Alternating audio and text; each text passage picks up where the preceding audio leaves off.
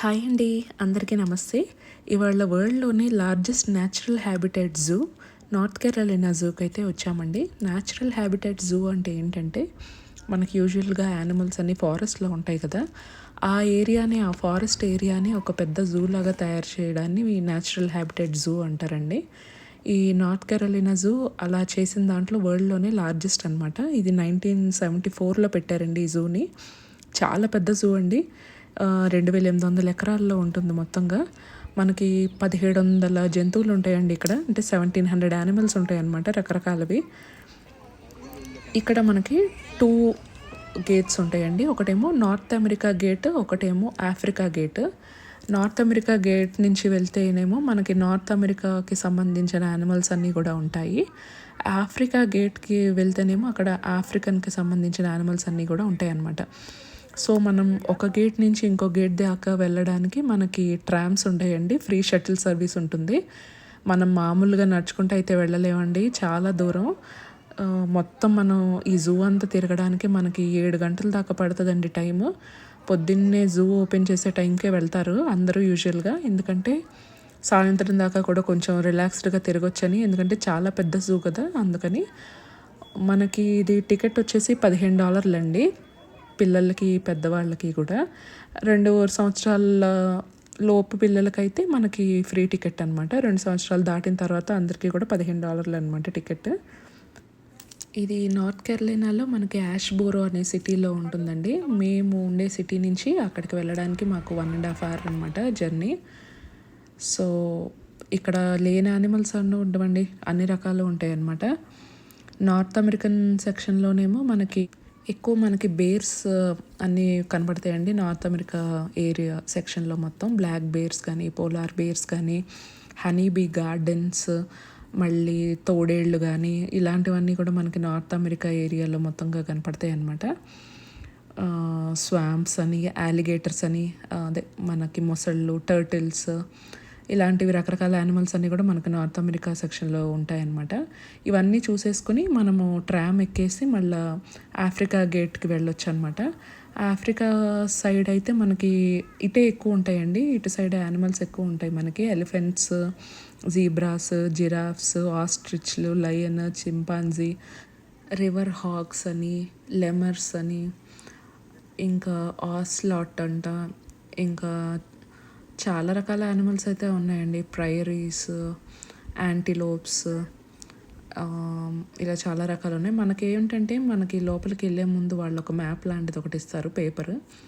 So మనం ఏ ఏరియాలో ఉన్నాము అంటే మనం తప్పిపోకుండా, ఎందుకంటే చాలా పెద్ద జూ కదా, మధ్యలోకి వెళ్ళాక ఎక్కడికి వెళ్ళాము, ఏ వేలో వెళ్తున్నాము అని మనకు తెలియాలి. కాబట్టి వాళ్ళు ఒక మ్యాప్ ఇస్తారనమాట మనకి. ఈ ఏరియాలో ఎక్కడున్నాము ఏంటి అన్నీ చూసుకుని మనం వే పాత్ మిస్ అవ్వకుండా వెళ్ళడానికి వాళ్ళు మ్యాప్ అయితే ఇస్తారు మనకి. ఇదంతా కూడా మనకు అడవిలాగానే ఉంటుందండి, ఏదో జూకి వెళ్ళినట్టయితే అస్సలు ఉండదు. అడవి మధ్యలోకి వెళ్ళి మనం యానిమల్స్ చూస్తున్న ఫీలింగ్ అయితే వస్తుంది అనమాట మనకి.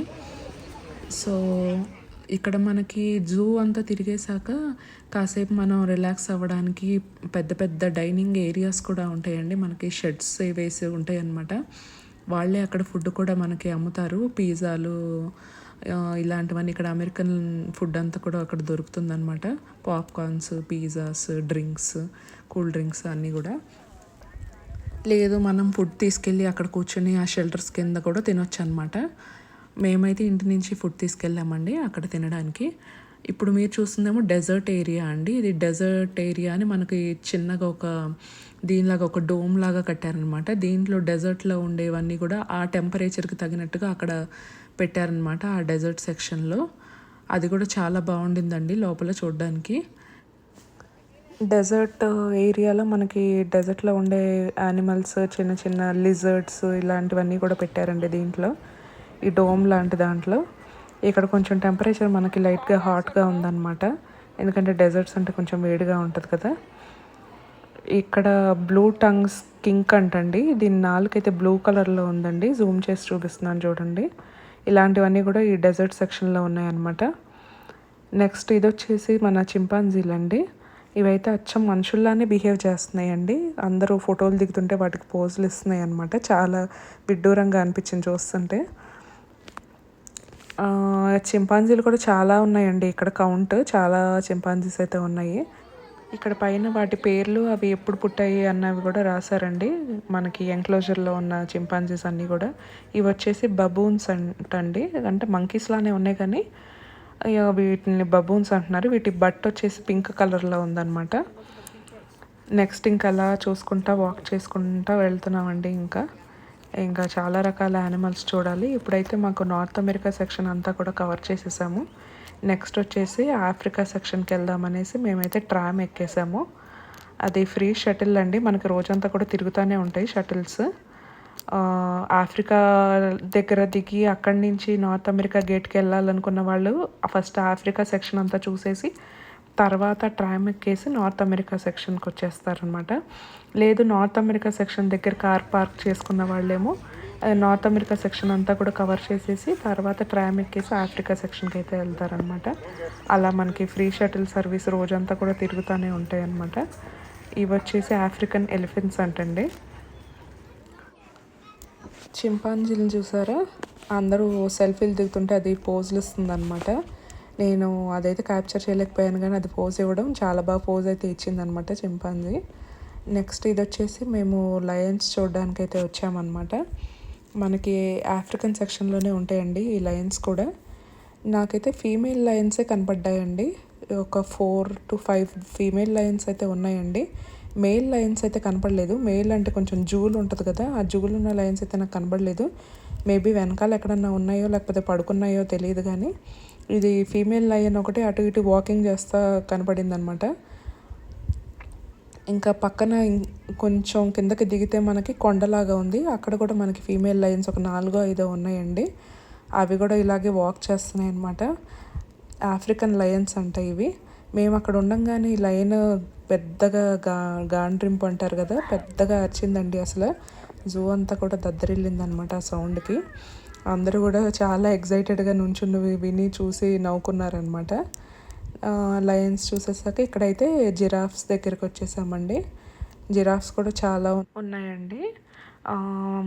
మనకి ఇక్కడ జిరాఫ్స్ జీబ్రాస్ కూడా ఒకే దగ్గర కనపడుతున్నాయి అన్నమాట.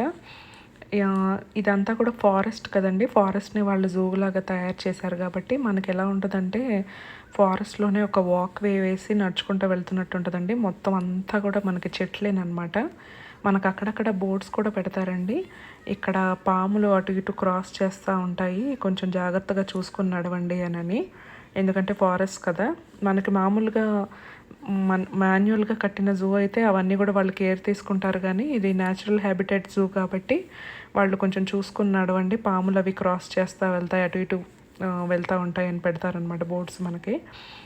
అండ్ ఇక్కడ వచ్చేసి జిరాఫ్స్ తర్వాత ఇంకా జీబ్రాస్ కూడా చూసేసి ఇదే అండ్ ఇంకా లాస్ట్ ఆఫ్రికన్ సెక్షన్లో చూసేసుకుని మేమైతే రిటర్న్ బయలుదేరిపోయామన్నమాట. మేము మార్నింగ్ 9 స్టార్ట్ అయితే 10:30 అలా అయిందండి వచ్చేసరికి. నెక్స్ట్ మేము 4 అట్లాగా మళ్ళీ రిటర్న్ వెళ్ళిపోయామన్నమాట. మేము నార్త్ అమెరికా సెక్షన్ దగ్గర దిగి అదంతా చూసుకుని ట్రామ్ ఎక్కి ఇటు వచ్చామన్నమాట. మీకు ఈ వీడియో తప్పకుండా నచ్చుతుందండి. నచ్చితే లైక్, షేర్ అండ్ సబ్స్క్రైబ్ చేయండి. బాయ్.